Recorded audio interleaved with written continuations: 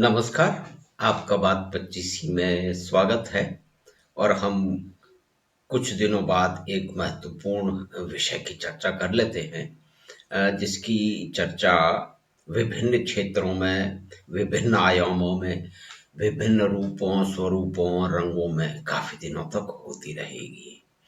तो उसमें ये है कि हमारे बहुत सारे जो देश के बुद्धिजीवी हैं और मित्र हैं, उनका एक प्रिय टेलीविज़न चैनल है और उनके हिसाब से उन्होंने उनकी अवधारणाओं, इच्छाओं और विचारधारा के अनुसार इन खबरों को परोसने का काम एनडीटीवी बड़े लंबे समय से करता रहा है।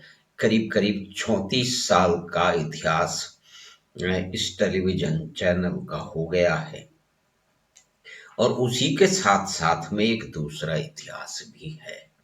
वो दूसरा इतिहास है लिबरलाइजेशन के बाद में, उसके तुरंत बाद जो उद्यमी आए थे, जो कि उद्योगपति आए थे, जो कि व्यापारी आए थे, खुले वातावरण में आए थे और उसकी जो ये हमारे मित्र लोग हैं जिनको एनडीटीवी वगैरह पसंद है, बहुत ही अच्छी तरह से पसंद है। मतलब एक तरह से देखें कि वैसे वक्त-वक्त का इस्तेमाल तो ठीक नहीं है, लेकिन बड़ा ही प्रिय उनका चैनल है क्योंकि उनकी विचारधाराओं को, उनकी इच्छाओं को, उनकी मंशाओं को, उनकी सोच को वो रोज़ प्रतिपादित करता है और उसपे फिर से मोहर लगाता है और आगे बात बढ़ाने के लिए अपने दोस्तों के बीच में ठोस के साथ में अपनी बात रखने के लिए इस चैनल पे कुछ न कुछ परोस दिया जाता है जिसे वो अच्छी तरह से ग्रहण करते हैं। फिर इसका फैलाव करके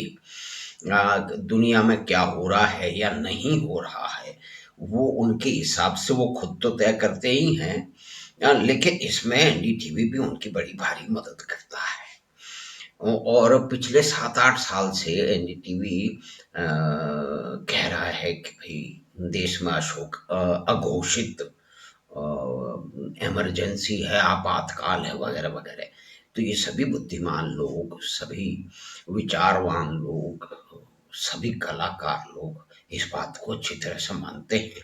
लेकिन ये देखिए कल्पनाशील लोग हैं, तो वास्तविकताओं से तो कुछ अधिक मतलब नहीं है। मतलब कि अब देखिए कि कैसे कंपैरिज़न होगा, कैसे तुलना होगी कि जो है अघोषित वो है। लेकिन चलिए छोड़िए, हम तो इस बात की चर्चा कर लेते हैं कि ये बैकग्राउंड ज़रूर है। ये बैकग्राउंड जो है, ये जो रेखा चित्र बनाया है, ये जो रंग बने हैं उसमें एनडीटीवी का और उसके प्रेमियों का बड़ा भारी एक योगदान है। तो इस पृष्ठभूमि की बात करना तो आवश्यक है। तो अब जो बात है कि जो कि लिबरलाइजेशन के बाद में जो नए उद्यमियों की पौध खड़ी हुई थी, उसको तुरंत ही या पहले ही गाली पड़नी तो पहले ही शुरू हो गई। देखिए हमारे देश में व्यापारियों को, बड़े व्यापारियों को, जैसे पहले टाटा बिरला की सरकार नहीं चलेगी, नहीं चलेगी। ये हम तो सुनते आए हैं बचपन में, स्कूल कॉलेज में भी सुनते आए हैं और बाद में भी देखा है और आप सब लोगों ने भी देखा होगा। तो ये वैसे टेलीविज़न भी एक व्यापार है। वैसे इसको माना नहीं जाता है क्योंकि व्यापार तो कुछ खराब चीज़ है। जैसे अखबार निकालना भी वैसे तो एक व्यापार है, पैसे का लेन-देन होता है, इकोनॉमिक्स को बैलेंस करना पड़ता है, आय और खर्चे में बैलेंस करके चलना पड़ता है, वो सब लोग जानते हैं। और उसके लिए बहुत सारी समाज से और सरकार से सुविधाएँ भी मिलती हैं। तो चलिए छोड़िए, हम तो बात तो यानी कि दोनों व्यापार हैं। टीवी चैनल भी चलाना बड़ा दूभर व्यापार है, बड़ा मुश्किल व्यापार है, लेकिन इसमें आपको विजिबिलिटी बड़ी ज़बरदस्त मिलती है, तो शायद इसीलिए वो लोग चाहते हैं। और दुनिया भर में जो अखबार हैं, बड़े-बड़े अखबार हैं, किसी का भी नाम ले लीजिए, जो डेमोक्रेटिक कंट्रीज़ में है, वो अखबार किसी न किसी बड़े उद्योगपति के पास है क्योंकि बड़े रिसोर्सेज़ चाहिए, संसाधन बड़े चाहिए। कुछ लोग छोटे से भी बड़े बन जाते हैं, ऐसे भी उदाहरण हैं, लेकिन अब वो बड़े हैं और कल को आज से 40 साल पहले, 50 साल पहले छोटे-छोटे अखबार चलते थे। अब ना ना जाने कितने संस्करण छपते हैं, कितना एडवर्टाइजिंग रेवेन्यू आता है, कितना बड़ा स्टाफ होता है। ये सब तो व्यापार का ही हिस्सा है। लेकिन हमारे जो मित्र लोग हैं वो इस बात को पूरी तरह से मानते भी नहीं हैं।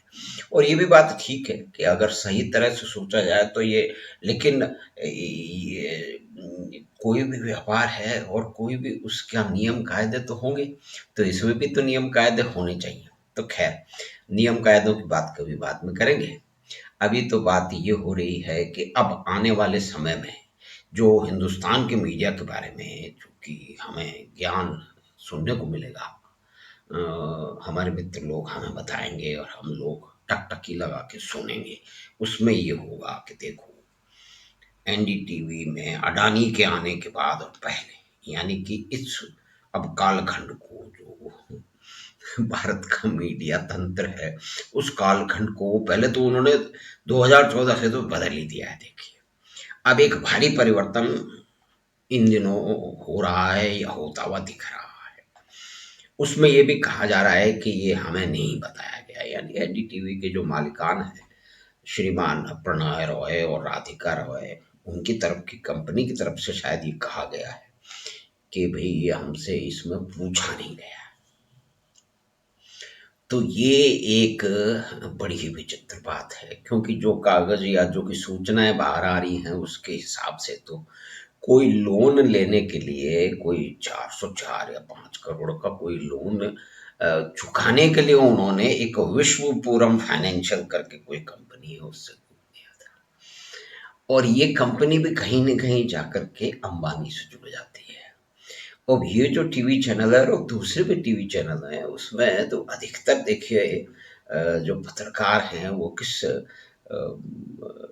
विचारधारा से प्रतिपादित होते हैं और उसमें रंजे-मंजे हैं, तो अ, गाली तो पड़नी है। तो वो भी अंबानी-अडानी को गाली खूब पड़ती है। इसकी एक परिपाटी है, लंबी-चौड़ी परिपाटी है, कोई उसको छोड़ना नहीं चाहता।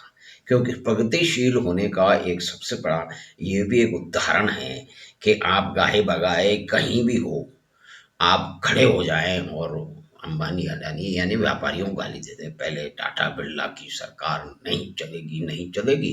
अभी कुछ दिनों से चल रहा है कि अंबानी-अंबानी की नहीं चलेगी।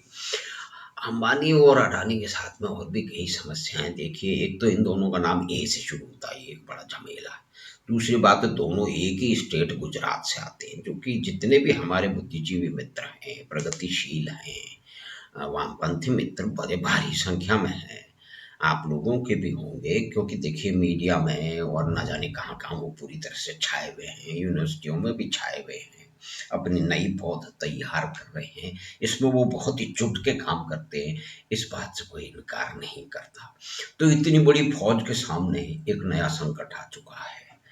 ये जो आइडियोलॉजी की पढ़ाई हो रही थी वहाँ पे, अरे! हमारे प्रिय टेलीविज़न चैनल को अडानी खरीदने की कोशिश कर रहा है, हम इसको होने नहीं देंगे। तो भई आप कैसे नहीं होने दोगे, जो इसके एनडीटीवी के जो मालिकान हैं, उन्होंने तो कागज़ पे लिख के दे दिया है कि भई हमारे जो शेयर हैं वो कन्वर्ट कभी भी आप कर सकते हैं, और उसी का हवाला देते हुए उन्होंने स्टॉक एक्सचेंज को इन्फॉर्म कर दिया है। अब चाहे आप कुछ भी कहते रहें, यानी कि आप देखिए 2009 से लेके अब तक 12-13 साल हो गए। वो जो लोन है वो नॉन इंटरेस्ट बेयरिंग लोन है, ये बड़ा इंटरेस्टिंग है देखिए। ये बहुत सारा जो बहुत लंबे समय से इस तरह के झमेले चलते रहे। चलिए कोई बात नहीं है, अब आप किसी को लोन दे दें इंटरेस्ट फ्री, तो आपकी मर्ज़ी। लेकिन क्विड प्रो क्यो तो होता है ना, मतलब कुछ लेन-देन तो होता है। तो उसके हमें उनके पास शेयर गिरवी रख दिए गए और उन्होंने पुराने लोन चुका दिए, नया लोन सर पे खड़ा हो गया। अब वो जो लोन देने वाली कंपनी को यहाँ एंट्री हो गई साहब गौतम अडानी साहब की। अच्छा, गौतम अडानी और एनडीटीवी की शुरुआत करीब-करीब साथ-साथ की है। तो क्वार्टर में है तो 1 लाख करोड़ ना, उससे ज़्यादा की उनकी संपत्तियां, बड़ी बड़ी कंपनियां हैं। हिंदुस्तान में जो बिजली उत्पादन हो रहा है, जो थर्मल पावर प्लांट से, जो कि 70% है, तो उसकी 30% बिजली शायद गौतम अडानी के जहाज और उनकी कंपनियां लेके आ रही हैं। और उसके खिलाफ हमारे देश के बुद्धिजीवियों ने बड़े बड़े लंबे जो है वो आंदोलन चलाए हैं, और वो आंदोलन चलाते चलाते ऑस्ट्रेलिया तक पहुंच गए। अब देखिए, ऑस्ट्रेलिया का कोयला है, ऑस्ट्रेलिया के लोग हैं, कुछ पर्यावरण के निश्चय ही उसमें कुछ इशू होंगे, उनको ऑस्ट्रेलिया वालों को देखना है, लेकिन फिर भी वो कोयला तो बेच रहे हैं। ऐसा तो है नहीं कि ऑस्ट्रेलिया ने कोयला बेचना बंद कर दिया या कि इंडोनेशिया ने कोयला बेचना बंद कर दिया, क्योंकि अधिक कैलोरीफिक वैल्यू का जो कोयला है वो वही होता है, हमारे हिंदुस्तान में मंगाया जाता है। लेकिन हमारे बुद्धिजीवियों को क्या, उन्होंने कहा कि हमें बंटाधार करना है गौतम अडानी का। लेकिन आज उसी गौतम अडानी के लाए कोयले से जली बनी बिजली के अंदर वो बैठ के लेख लिख रहे हैं। ये एक कड़वी वास्तविकता है, जिसे मित्रों को स्वीकार करना चाहिए। तो अब जो बिजली जला रहा है उसने कहा कि मैं एक टेलीविजन चैनल भी क्यों ना ले लूं, कुछ अखबार अखबार तो उन्होंने पहले ले ही लिए हैं। तो उन्होंने ये इस मामले में शुरुआत कर दी है, और 29.18% शेयर उनके पास चले गए हैं। अब वो ओपन ऑफर लेके आएंगे, तो सब दूसरों से भी ले सकते हैं। एक कोई 10% वाली कंपनी है जो कि जिसका अधिकतर व्यापार अडानी साहब के साथ ही है, तो वो तो और मिल गए। तो इसका मतलब क्या हो गया, देखिए कि 29 और 10 यानी कि 40 के आसपास तो पहुंच गए, कुछ और भी मिल जाएंगे। तो कुल मिला के हमारा ये आंकलन करना नहीं है कि वो इसको पाएंगे या ना पाएंगे। बात यह है कि इसमें जो एक परिवर्तन हो रहा है, और जो हमारे देश के बुद्धिजीवियों को जो एक बड़ा विपुल धक्का लगा है, एक हिमालयन शौक लगा है, उसकी हम बात कर लेते हैं। देखिए, उनको बुरा लगा है तो उनको शौक लगना उनको आवश्यक है, उन्हें बुरा लगना चाहिए और उनको बोलना भी चाहिए, लेकिन बातें वास्तविकता की हो, हवाबाजी की ना हो। अब ठीक है, देखिए, अखबारों और राजनीति का बहुत पुराना चैनल और राजनीति का बड़ा पुराना संबंध है। उसमें ये सारी अफवाहें वगैरह खूब चलती हैं, नारेबाजी भी चलती है, झूठी खबरें भी चलती हैं, पता नहीं क्या क्या चलता है, लेकिन लोगों को अंत में मालूम पड़ जाता है। अब चैनल या सरकारें बदलेंगी, भाई ठीक है, आप सरकार के कामों की समीक्षा कीजिए। कुछ सरकार तो कुछ भी कर लें, आप पे फर्क नहीं पड़ता है। वहां पे भ्रष्टाचार के पहाड़ खड़े होते रहे, आपको कोई फर्क नहीं पड़ता है।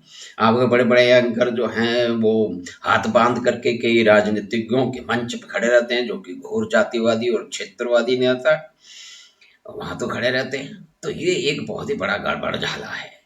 और कहीं क्या कहते हैं, वहाँ पे नोटों के बाहर निकल रहे हैं, भ्रष्टाचार निकल रहा है, तो वो एक शंका खड़ी कर देते हैं कि ये तो बदले की कार्रवाई है।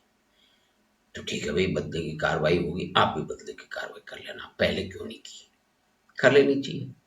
जो इतने बड़े तरह छापे लग रहे हैं, तो उससे पैसे ही हमारे बुद्धिजीवी मित्र, क्योंकि उनके जो प्रिय नेता हैं, उनके वेश विन्यास हैं, उनकी बातचीत है, उनके नारेबाजी है, उससे हमारे विलक्षण बुद्धि मित्र और सारे बुद्धिजीवी मित्र विशेष रूप से बड़े ही प्रभावित रहते हैं। अब एक स्वतंत्र देश में वो किससे प्रभावित रहें या ना रहें, ये उनका अधिकार है, तो हमारा आप तो उस पर कोई बात नहीं कर सकते, लेकिन हम प्रश्न तो खड़ा कर ही सकते हैं कि एक तरफ जो पूरा का पूरा महा भ्रष्टाचार चल रहा है, हत्याएं हो रही हैं, और आप लोग चुप बैठे हुए हैं। लेकिन अब जो ये घटनाएं हैं सब गड्ढमड हो चुकी हैं। अब एक हमारे बुद्धिजीवी मित्रों का प्रिय टेलीविजन चैनल, उनके महान दुश्मन मानते हैं ऐसा, वो उसका अधिग्रहण करने जा रहे हैं, तो पता नहीं क्या होगा। और सबसे बड़ी चिंता तो उनके अपने इष्ट देव रवीश कुमार जी के बारे में है कि उनका क्या होगा। हम तो जानते हैं कि वो बड़े, हमने सुना है ऐसा कि बड़े संपन्न व्यक्ति हैं, करोड़ों रुपए की तनख्वाहें वनख्वाहें दसियों सालों से ले रहे हैं, तो उन्हें क्या फर्क पड़ना है। और फिर कहते हैं कि 30-35 लाख उनके चाहने वाले हैं, तो वो तो कुछ भी कर सकते हैं, उसमें क्या है, टेक्नोलॉजी ने जिसको ये सुबह शाम बैठ कर के गाली देते हैं, इतनी क्षमता तो उनके पास पहुंचा ही थी, जैसे आपके हमारे पास पहुंचाती है। तो हमने आज एक फौरी तौर पे एक चर्चा की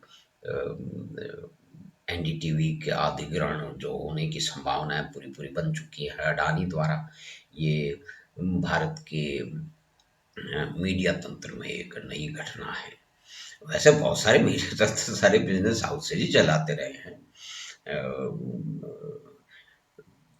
बिरला जी कब से हिंदुस्तान टाइम्स चला रहे हैं वगैरह वगैरह, तो उसके साथ में जो चला रहे हैं और भी दूसरे क्षेत्रीय जो अखबार हैं वो भी कोई क्रांतिकारियों के हाथ में थोड़ी है।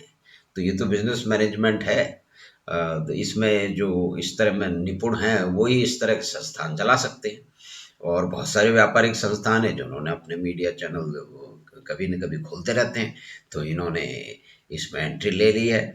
लेकिन इससे भूचाल तो देखिए आ चुका है। इससे बहुत सारी चीज़ें, बहुत सी मान्यताएँ, बहुत सारी दृढ़ताएँ, बहुत सारे चिन्ह और प्रतीक उनको उनकी जड़ें हिल गई हैं। हम तो यही मानते हैं कि भई इससे जो भी कुछ होगा वो सब कुछ ठीक होगा। क्योंकि हम ऐसा नहीं मानते कि भई ये देश गर्त में जा रहा है। लेकिन हमारे बुद्धिजीवी मित्र इस माथापच्ची में सुबह-शाम लगे रहते हैं। वो कहते हैं तुमको पता तो है नहीं, देश कल जितना गर्त में था तो उससे 2 फुट और आगे जा चुका है और धीरे-धीरे बिल्कुल ही चला जाएगा।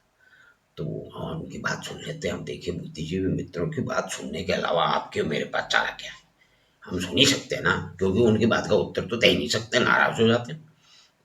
तो हमने ये चर्चा की, तो आपको आशा है कि चर्चा पसंद आई होगी, तो आप बात 25 को सब्सक्राइब करें और लिंक अपने मित्रों और परिवार के साथ साझा करें। हम आपसे फिर शीघ्र ही मिलेंगे बात 25 की अगली बात में। धन्यवाद, नमस्कार।